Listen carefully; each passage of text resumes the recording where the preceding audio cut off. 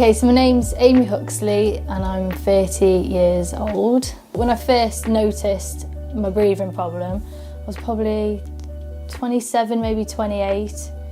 It was just from simple things, walking up the drive, walking up my stairs at home. I couldn't get to the top, I'd have to stop.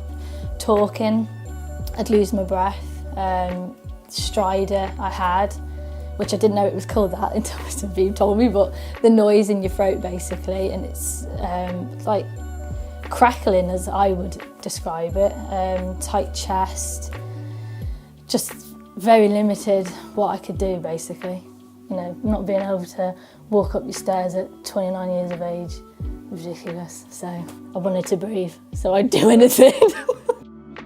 So my mum got me an appointment with Mr. Fahim. Saw him, he knew straight away something wasn't obviously right with me. Got a CT scan booked at New Cross. That scan showed something, an obstruction or something in my throat. Then I got referred to Mr. Habib, who then told me that it was this idiopathic subglottic stenosis diagnosis. Bronchoscopy is a procedure whereby the patient goes to sleep and we introduce the scope through the mouth into the airway.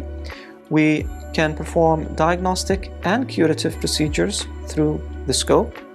Today we talk about subglottic stenosis, which involves patients in their middle age, only females, and can be very crippling, whereby they have noisy breathing, and if it's tight enough, they struggle to breathe. I went in January for the bronchoscopy, for them just to obviously have a look at what this CT scan had picked up.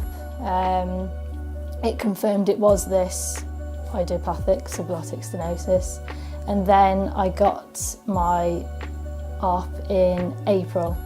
With these patients, we perform it under general anesthesia. Patients usually have a complete recovery and they go home on the day, breathing nicely with no shortness of breath and with complete resolution of their noisy breathing. We tend to follow them up to make sure that there is no recurrence, and we give them some medications to slow down and minimize the chances of recurrence. The staff really good, attentive, and just nice people really. Know what they're doing, reassuring. Yeah, the surgical team at New Cross, very good. Kept you informed, reassured me at times as well, and went into great detail of what was obviously going to happen to me, what would happen when I come round. When I did come round, the people that were with me, again, very reassuring. So recovery, I went home that night.